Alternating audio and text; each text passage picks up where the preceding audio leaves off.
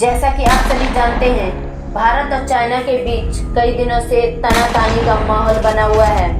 भारत और चीन एशिया की दो महाशक्तियां मानी जाती हैं। डोकलाम विवाद के कारण इन देशों के संबंध और भी कड़वे हो गए हैं। Bharat CPE China Pakistan economic corridor को लेकर पहले ही अपना ऐतराज जता चुका है। भारतीय सेना लद्दाख और चीन से सटे इलाकों में सड़क निर्माण कर रहा है। इसे रोकने के लिए चीन ने वहां अपने सैनिकों की संख्या बढ़ा दी। हाल ही में सैनिकों के बीच तनातनी भी हो गई थी।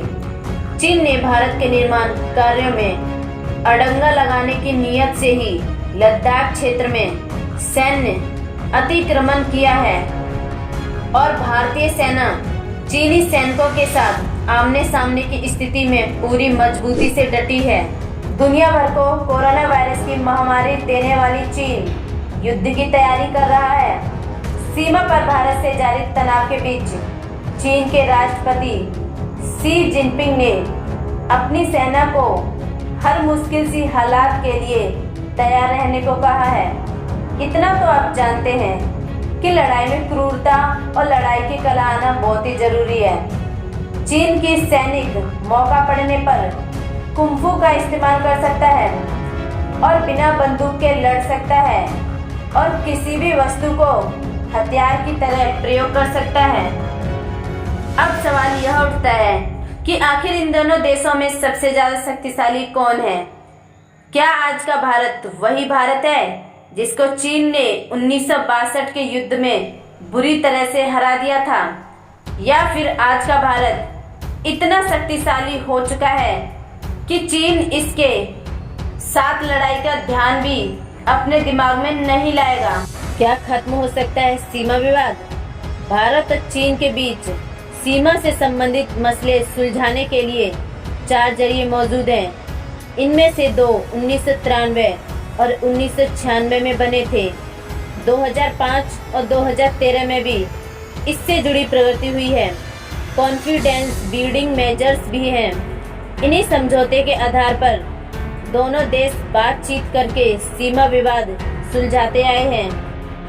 भारत के सैनिकों को पृथ्वी पर लड़ी जाने वाली लड़ाइयों के लिए दुनिया की सर्वश्रेष्ठ सेनाओं में गिना जाता है। यह कहना गलत नहीं होगा कि यदि किसी सेना में अगर अंग्रेज अफसर हो, अमेरिकी हथियार हो और हिंदुस्तानी सैनिक हो तो उस सेना को युद्ध के मैदान में हराना नामुमकिन होगा। लद्दाख में भारत चीन सीमा पर तनाव भारत और चीन की सेनाओं में हो रही है। मेजर जनरल स्तर पर बातचीत। सूत्रों ने बताया है कि बॉर्डर में जितने चीनी सैनिक हैं उतने ही भारतीय सैनिक भी हैं। जिन फौजों को लद्दाख भेजा गया था उन्होंने वहां के तापमान के मुताबिक खुद को ढाल लिया है। सूत्रों के मुताबिक दोनों देशों के बीच मेजर जनरल स्तर के अधिकारिक की बातचीत हो रही है। इससे पहले 2 बार मेजर जनरल स्तर पर और ब्रिगेडियर स्तर पर बातचीत हो चुकी है, लेकिन यह बैठक बनती जा रही है। सीमा पर तनाव को कम करने के लिए सेना के साथ साथ राजनीतिक स्तर पर भी कोशिश चल रही है। सेना के अतिरिक्त जवान भी LAC पर तैनात हैं।